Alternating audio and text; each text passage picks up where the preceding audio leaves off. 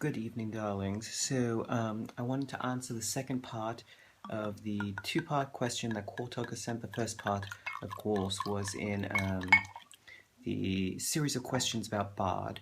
So, let's just dive into that, since we have to remake so many videos today. So, the question was how I sort of started riding elk.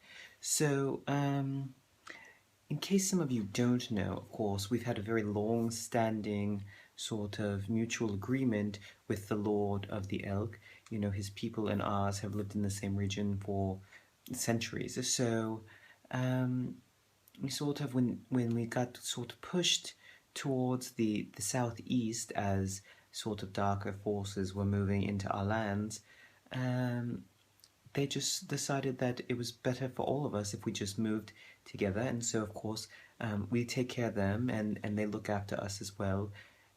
The elk actually have even better hearing than we do, so we usually use them as sort of sentries around the areas. And of course, some of us who have sort of the older magic can actually create a magical bond where we can look through the eyes of an elk that we are close to, and my elk is, of course, no exception. So the elk that I ride is actually the second son of the Lord of the Elk.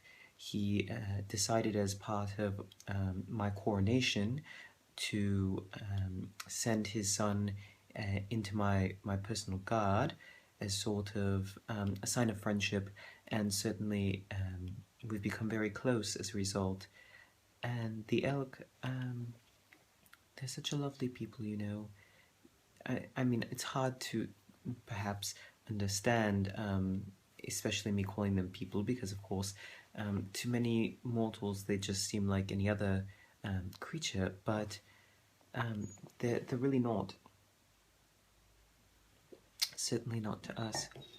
So, most of us don't ride upon the elk. That's something that you have to get permission from, and most elk just, well, they just don't like it. Honestly, they'll do it in times of great danger.